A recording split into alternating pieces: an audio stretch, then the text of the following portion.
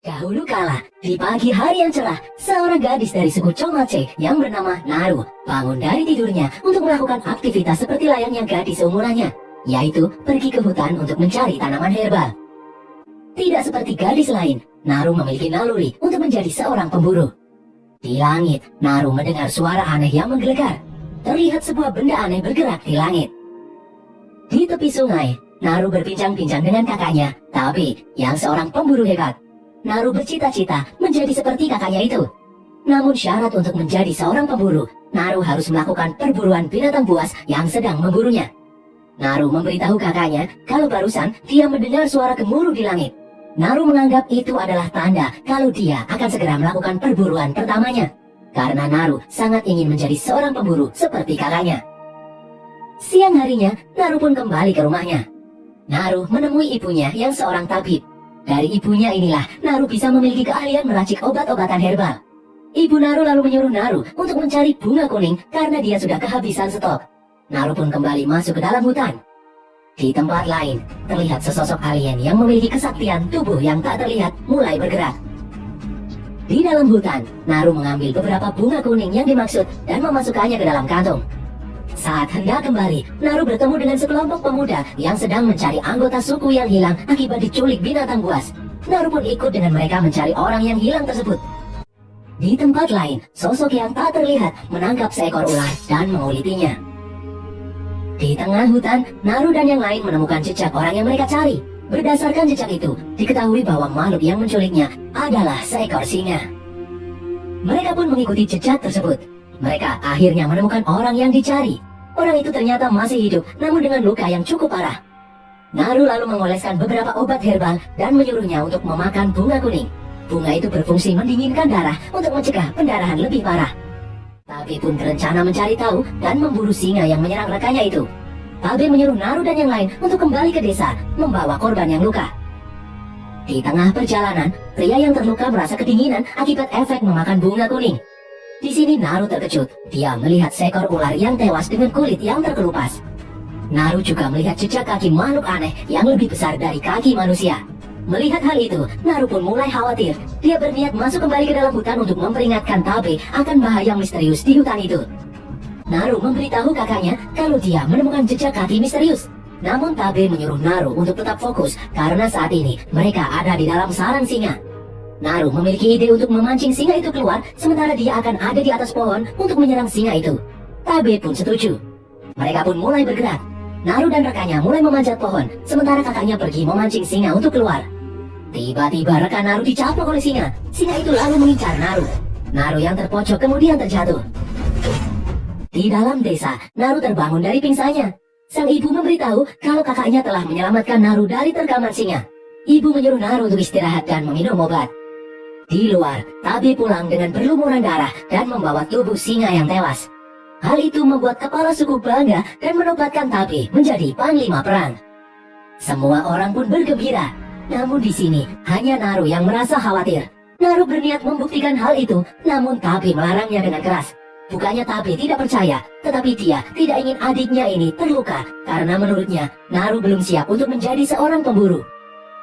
Keesokan harinya, Naru terbangun dari tidurnya untuk melakukan aktivitas. Namun hari ini, Naru pergi ke arah yang lain. Di dalam hutan, Naru menemukan bercak darah aneh yang berwarna hijau dan jejak kaki misterius sama seperti sebelumnya. Di padang rumput, alien yang memiliki penglihatan dengan merasakan sensor panas mengincar seekor serigala. Dengan mudah, alien itu membanting serigala dan membunuhnya. Alien itu lalu memotong dan mengambil kepala serigala. Keesokan harinya, Naru melanjutkan misi mencari sumber jejak misterius. Di tempat lain, Naru dan anjingnya melihat penampakan puluhan banteng yang tewas dan tubuhnya dikuliti dengan kejam. Naru pun berdoa untuk arwah-arwah banteng yang tewas itu. Di belakangnya, sang alien menemukan jejak pergerakan Naru. Di saat Naru sedang membersihkan kapaknya, dia mendengar sesuatu. Dia pun memeriksanya. Dari atas, Naru melihat seekor beruang yang sedang memakan mangsanya. Naru berniat memanah beruang itu, namun panahnya rusak. Tiba-tiba beruang itu mencium kehadiran Naru. Beruang itu pun bergerak naik untuk mengincar Naru. Beruntung, beruang itu malah mengejar anjing Naru. Di saat anjing Naru kembali, Naru bersiap-siap memanah beruang. Namun beruang itu masih mengejarnya meskipun sudah terkena panah. Naru pun kabur masuk ke dalam tumpukan kayu. Tiba-tiba, sosok makhluk aneh yang tak terlihat menyerang beruang itu. Mereka berdua pun bertarung dengan sengit. Naru melihat darah beruang menyirami sosok aneh yang tak terlihat itu. Naru yang ketakutan pun kemudian kabur berenang menjauh dan terbawa arus sungai. Setelah berhasil menepi, Naru kembali masuk ke dalam hutan. Di sana dia bertemu dengan beberapa pemuda yang ditugaskan untuk membawa Naru pulang. Beberapa saat kemudian, 3 cahaya aneh menyinari tubuh salah satu pemuda. Tiba-tiba muncul 3 panah menancap di 3 titik cahaya itu. Pemuda itu pun tewas, membuat semua orang yang ada di sana panik. Salah satu pemuda berhasil memanah makhluk itu. Sosok aneh itu pun memperlihatkan wujud aslinya, yaitu seekor alien predator. Pemuda-pemuda itu mencoba melawan, namun predator membunuh orang-orang itu.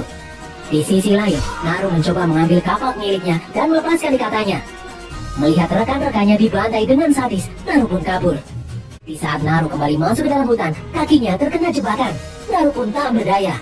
Namun secara aneh, predator malah diam saja, tidak menghajar Naru. Tiba-tiba di tempat itu muncul sekelompok penjelajah dari Prancis. Mereka pun menangkap Naru. Malam harinya, Naru terbangun di dalam kerangkeng.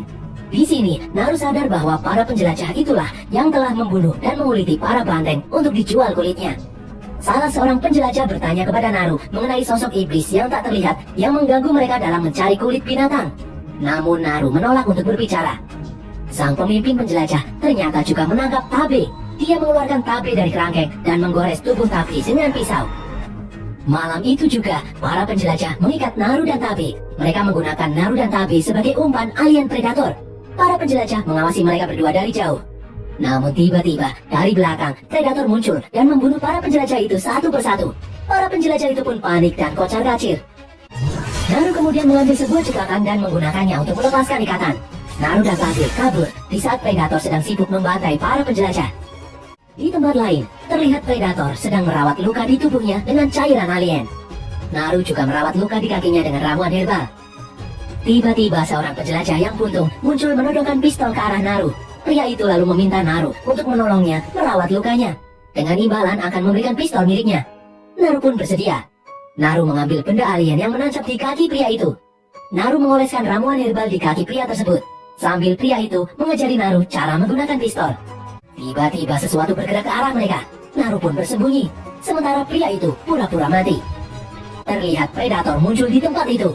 Dari jauh, Naru melihat predator tidak bisa melihat pria yang baru saja meminum bunga kuning karena tubuhnya dingin. Namun tak sengaja predator menginjak kaki pria itu, membuatnya berteriak. Predator pun langsung membunuhnya. Tiba-tiba dari belakang, Tabe datang memukul predator dan membuat helm predator terjatuh. Ternyata, panah predator terbang dan berbelok menancap tepat di titik yang terkena cahaya laser. Predator pun kembali mengenakan helmnya. Dari belakang, Naru mengalihkan perhatian predator dan membuat Tabe berhasil menombak predator itu. Namun predator masih bisa bergerak. Tabe dan predator pun bertarung. Tiba-tiba predator muncul, menusuk dada Tabe dan membunuhnya. Naru pun kabur masuk ke dalam hutan. Di saat sedang membersihkan darah di tubuhnya, Naru syok mengetahui kakak tercintanya kini telah tiada. Naru memakan bunga kuning dan mulai bersiap-siap. Mendengar pergerakan predator yang datang ke sana, Naru pun bangkit. Dan berhasil, predator bergerak melewati Naru seolah-olah tidak melihatnya. Dari belakang, Naru menembak predator, mengambil helmnya dan masuk ke dalam hutan. Di sana Naru sudah menyiapkan berbagai jebakan. Di saat predator itu datang, dari atas pohon, Naru melompat dan menghajar predator bertubi-tubi. Anjing Naru kemudian muncul mengalihkan perhatian. Naru pun kembali bersembunyi. Predator melompat di antara pohon dan terkena jebakan Naru. Naru berhasil memotong lengan predator. Predator yang marah kemudian menghajar Naru dan memojokkannya. Naru memotong gigi predator dan menancapkannya. Naru pun berhasil lolos. Naru kembali bergerak menyerang kaki predator dan menariknya masuk ke dalam lumpur hisap. Namun predator dengan mudah kembali naik ke permukaan. Predator yang marah mengeluarkan panah dan menembakkannya. Namun dia tidak sadar helmnya ada di sampingnya menyinari kepalanya sendiri dengan sinar laser. Predator pun tewas terkena senjatanya sendiri. Beberapa saat kemudian, Naru kembali pulang dengan membawa kepala predator.